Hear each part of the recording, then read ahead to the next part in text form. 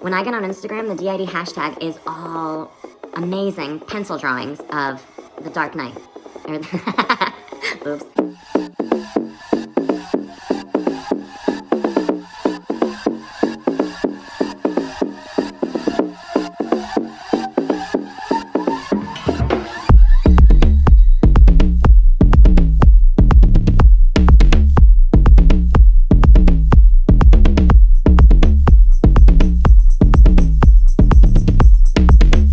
Welcome to Coffee and Tea, where I drink this coffee and spill all the tea I can. This is my best friend, Coffee. Thank you for watching this. Thank you for hanging out with me. And if you're a system, extra thank you. And I love you, and you're doing great.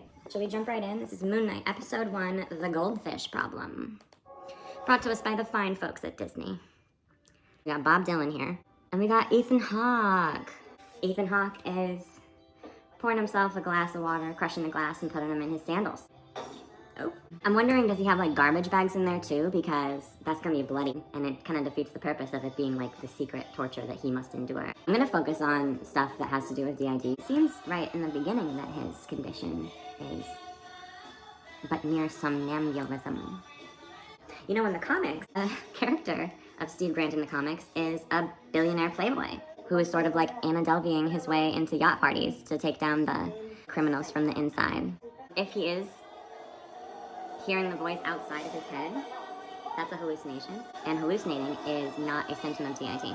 Hallucinating is a symptom of various different entries into the DSM, most prominent of which being schizophrenia. And if I had a nickel for every time they conflated schizophrenia with D.I.D. here on the screens, I would be very good, very well off.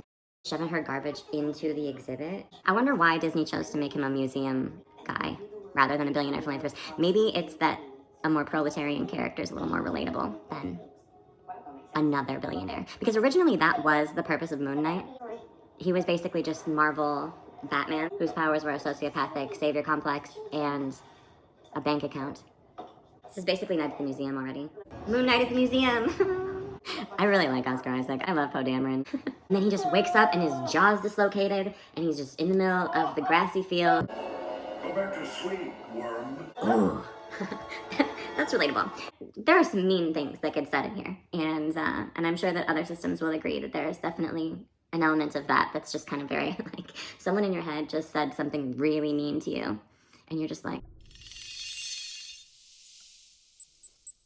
𝐒𝐏𝐿 is another entity, F. Murray Abraham, somebody who takes human avatars, like a human host, and the human host does a bunch of revengey crimes for the god. 𝐒𝐏𝐿. So this is possession. I'm going to talk about science on my particular show, and there's no such thing as possession. I don't believe that an entity without a body can enter someone else's body here on the earth plane. D.I.D. is not possession. These are two separate things, and conflating them is irresponsible.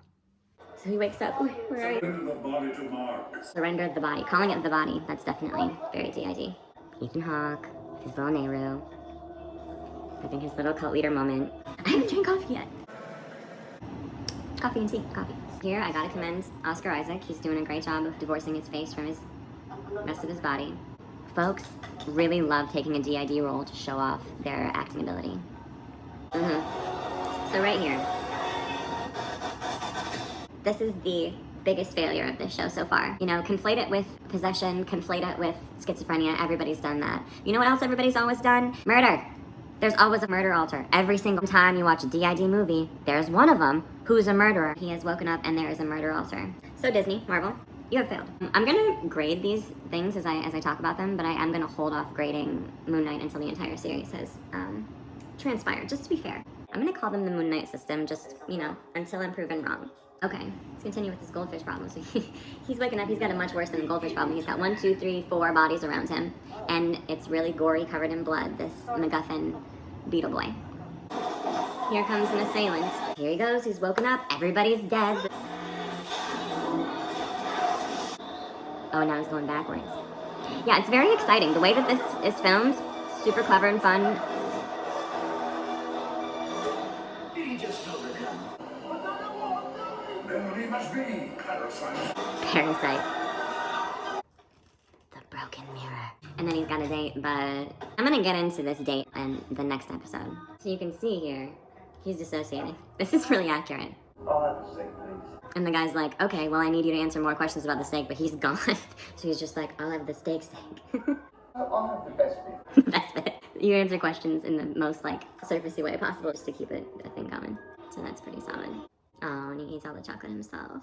If there's something tasty, everybody wants it, so mostly people don't get to eat the whole thing themselves. Somebody else will come up and be like, me though. Why did you call me Mark? Getting called the wrong name, something a lot of systems are used to. Okay, he goes, oh, it's nothing, it's just an empty bathroom. And then he sees the mirror, and the mirror goes, which is pretty solid. Sometimes that really happens. Mirrors are very weird for systems. It's like you're looking in the mirror, and then all of a sudden someone else is talking to you with your own face, usually. I don't like to speak for all systems, and please feel free to correct any of us. We're learning. You're learning, we're learning. Suddenly being somewhere, that's a D.I.D feeling for sure. Looking around and going, okay. And there's Ethan on the bus. Oh, don't give a monkey. That's the beauty of comics, though. They retcon. They go, okay, well, this isn't actually what was happening there. It's like when told us Dumbledore was gay after the fact, or that maybe Hermione was black or something. That's retcon. Let him go. Let him go, why? Uh-oh, mirrors. Oh, hitting himself in the face. Very D.I.D. We used to punch each other in the face, by which I mean, obviously, the same body punching itself in the face. You're not gonna die. A Poe Oh, and the sync goes just like he's Johnny Cash. And that's episode 1, y'all. The major strikes against it are, it appears that he took the role because it's fun acting. D.I.D is being conflated with conditions that are not D.I.D. D.I.D is constantly only represented as a murder plot device. I get that comic books, I'm all about everybody getting murdered in the comic books, right? Because, like, that's, you know, what's gotta happen. It makes the stakes high. It's great. And normal comic book movies, I'm all about it. Kill him. I loved the Suicide Squad by Mr. Gunn. It was disgusting. It was horrible. It was wonderful. Why is this important? Why do we care about whether or not D.I.D is real? I'll tell you why. Because trauma's real. Pretty much literally everyone on the entire earth is traumatized on some level. Some far more traumatized than others. But yeah, the cycle of abuse is caused by folks ignorant of their trauma. You get hurt, you try to pass the hurt on without recognizing it. It will never leave because the pain needs to be recognized by you, not by whoever's Twitter you're exploding. People need to believe that trauma is real in order for it to be dealt with. What we're here as a system to do is try to give D.I.D a better media representation. We're gonna be hilarious, glib, gorgeous, talented, and adorable as hard as we can so that systems don't feel alone. They don't have to feel scared of themselves. Subscribe, like, subscribe, share, subscribe, and like.